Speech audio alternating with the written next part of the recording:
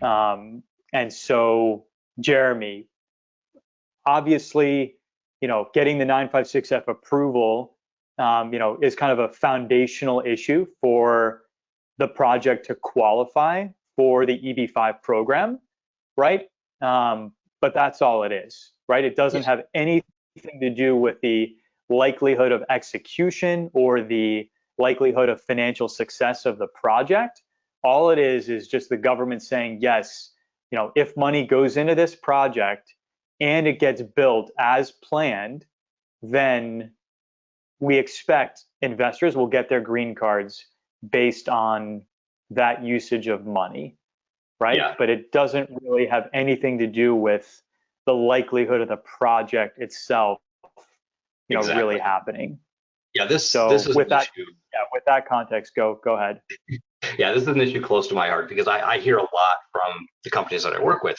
Like they call me and say, Jeremy, my investors are asking me like, hey, they're talking to these other companies, just shopping around, just seeing what their options are, and they're being told, hey, our project's got an I-956F approval that makes it a better choice, a safer investment. Yeah, there's some firms out there that really market that pretty hard. It's like, hey, we got our I-956F approval. And I mean, that's good. I mean, you absolutely need to have that I-956F approved. Absolutely, as we talked about, you've got to have that. But like that in itself doesn't ensure that the investors can achieve their dual outcomes of getting their money back eventually and getting the green card. There's a lot of ways that that project could still fail, or those green cards could be denied, even after USCIS approves that I-956F. Because look, USCIS is not making a judgment about is it a good project or a bad project. They're just saying based on the information that's been submitted to us, it meets our requirements. And they're certainly not making a judgment about is this a high risk investment or a low risk investment. The U.S. government, for its part, could not possibly care less if investors ever get their money back.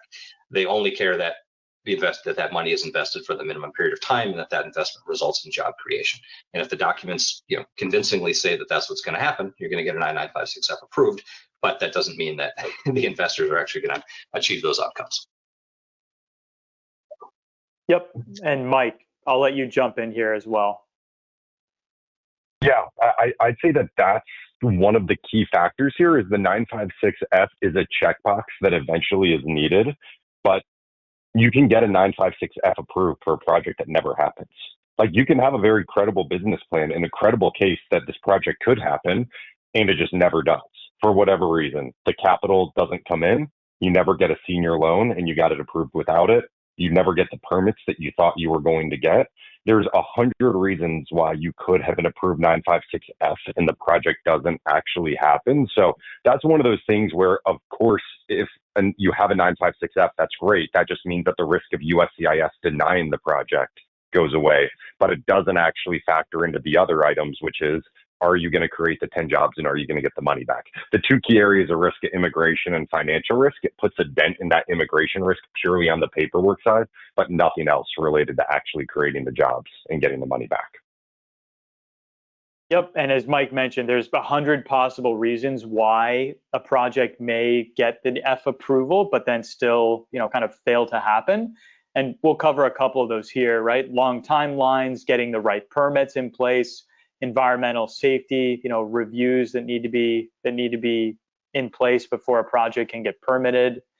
Missing capital, right? If you can't get a loan or the required equity, the project just doesn't get off the ground. And then cost increases, right? Things can get more expensive and you run out of money.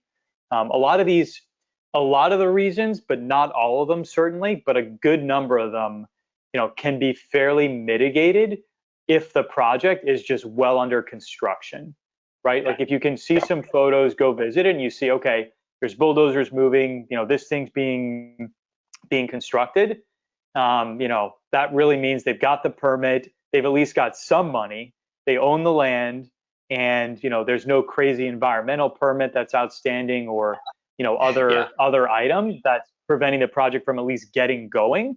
And then once it's under construction, then you're really just looking at, okay, is there enough money to finish it? And, where's that money coming from? And so the list of kind of potential problems that could trip you up to getting it built is just, significantly reduced, right? So just Mhm. F approval, somewhat important, obviously, like as a checkbox, but then much more important is just, is this thing under construction? Is it really getting built? And then third item is, is all the money there to finish it? Yeah, yeah, Yep. that's right. And I'd go with the framework that developers would think of, and you probably should as an investor too, putting the hat on, is thinking of the life cycle and the spectrum of a project. At the start, it's what we would call pre-development. This is where developers make their money. It's getting the land, getting it entitled, putting the plans in place, and you create a ton of value getting it to being shovel ready. As great as it is to be a developer in that stage, and it's a very important skill, that's the exact opposite of what you want to do as an EB-5 investor. That's not your job. You want to come into a project when it's past that pre-development stage and it's into the full-on development stage, when you have more of the typical limited partners and senior lenders involved that don't like taking on that pre-development risk, because that's the scariest part of the project. And instead, they're focused on just the execution risk of, you've got to build it and you've got to follow the business plan. If you're building a hotel, you could be in the next phase of the development and the hotel just doesn't perform. People don't want to stay there. That's a whole different type of risk that you're taking as an investor, like more of a business risk, which makes sense, versus the other side of, is this project ever going to happen? Are you going to finish getting the pre-development done? That's a risk as an EB-5 investor that you really shouldn't be willing to take. Or if you are taking that, you better be getting a way outsized return, because that developer is getting an outsized return for that portion of the project. Or that project better be willing to hold your money in escrow until certain milestones are achieved. And often that doesn't happen, of course. Yeah, the environmental one is actually interesting. I mean, there's a big project, you guys might have heard about this. I'm not going to say the name of the company, but there's a California-based company doing a project in California that recently had its environmental application denied. Not at all surprising in California, right?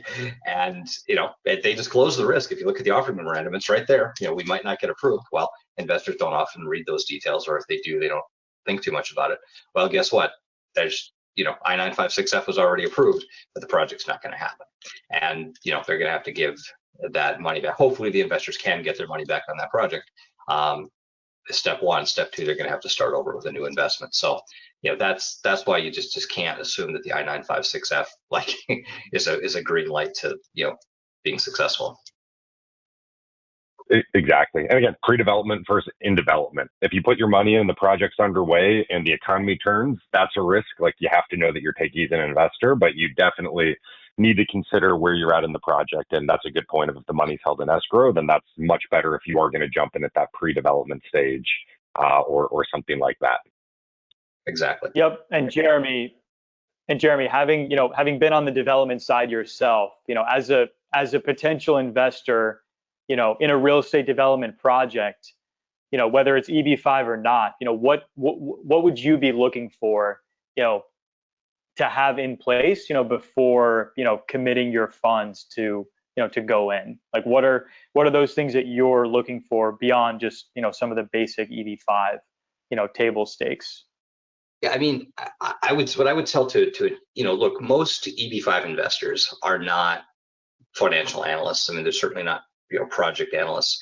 And but my advice to anybody who's thinking about an EB-5 investment is let somebody else do your diligence for you.